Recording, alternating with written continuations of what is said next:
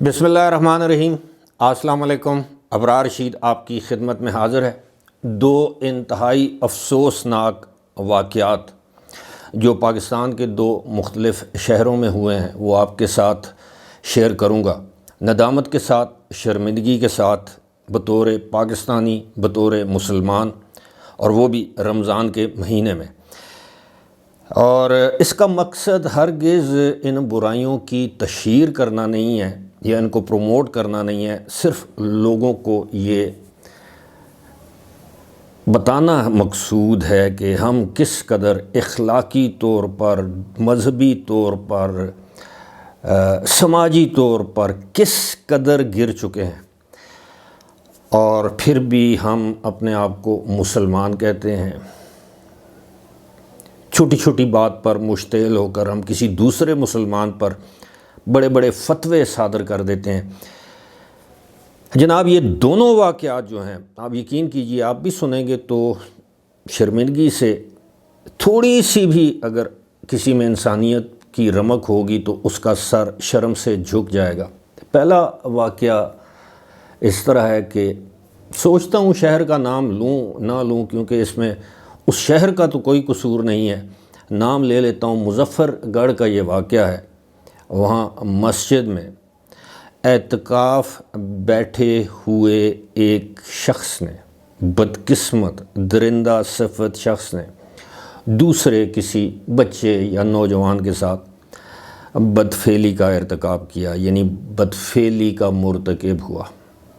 آپ سوچ سکتے ہیں کہ ایک مسلمان رمضان کے آخری عشرے میں اعتکاف پر بیٹھا ہے۔ اعتکاف پر لوگ کیوں بیٹھتے ہیں؟ آخری عشرہ جو ہے، اسے جہنم سے یا دوزخ سے نجات کا عشرہ کیوں کہا جاتا ہے؟ اعتکاف میں لوگ اسی لیے بیٹھتے ہیں کہ جناب اپنے گناہوں کی معافی مانگیں، جو کبیرہ یا صغیرہ گناہ کیے ہیں ان کی معافی مانگیں، جو نادانستگی میں انسان سے گناہ ہو جاتے ہیں ان کی معافی مانگی جائے، اور دوزخ سے نجات کا راستہ تلاش کیا جائے۔ لیکن اعتکاف کے دوران مسجد کے اندر یہ، اب اس فعل کو میں کیا کہوں، کبھی کہنا بھی بڑا چھوٹا سا لفظ ہے۔ بہرحال یہ معاملہ ہوا، اور ہم اپنے آپ کو مسلمان، یہ مسلمان ہی تھا جو اعتکاف پر بیٹھا ہوا تھا، تو اب وہاں سے یہ فرار ہو گیا۔ خبریں یہ ہیں کہ اس کو گرفتار کر لیا گیا۔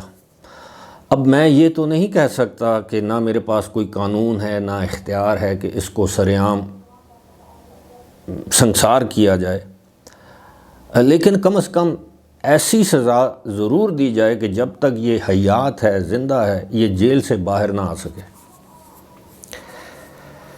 دوسرا واقعہ وہ بھی انسانوں کی زندگی کے ساتھ کھیلنے کا ہے۔ وہ یہ ہے کہ کراچی کا ایک علاقہ ہے لائنز ایریا، وہاں سے ایک دو رکنی گروہ پکڑا گیا ہے، دو افراد پکڑے گئے ہیں۔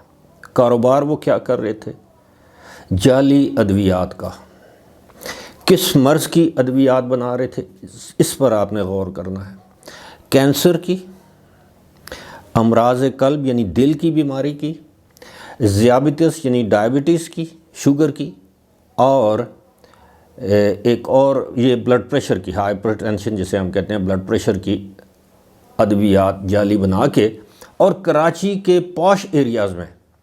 اب کراچی میں پوش ایریاز آپ کو پتہ ہے نا جو ہیں، یہی ڈیفینس ہے، کلفٹن ہے، شاید نارتھ ناظم آباد ہے، بیریا ٹاؤن، اور بھی ہوں گے ڈیفینس کے علاقے۔ میں کراچی کا اتنا واقف نہیں ہوں، لیکن یہ کراچی کے پوش ایریاز میں جو بڑی بڑی دکانیں ہیں وہاں پر یہ فروخت کرتے تھے، یہ جعلی دوائیاں۔ اب آپ اندازہ کیجئے کہ جس شخص کو دل کا عارضہ ہے، جو دل کا مریض ہے، اس کو آپ جعلی دوائی دے رہے ہیں، اس نے تو مرنا ہی ہے۔ یا جس کو کینسر ہے، ایک موذی ترین مرض، اس کو آپ یہ دوائیاں دے رہے ہیں، اور یہ بنانے والے کون ہیں؟ کاروبار کرنے والے کون ہیں؟ مسلمان۔ کاروبار کہاں پر ہو رہا ہے؟ اسلامی جمہوریہ پاکستان میں۔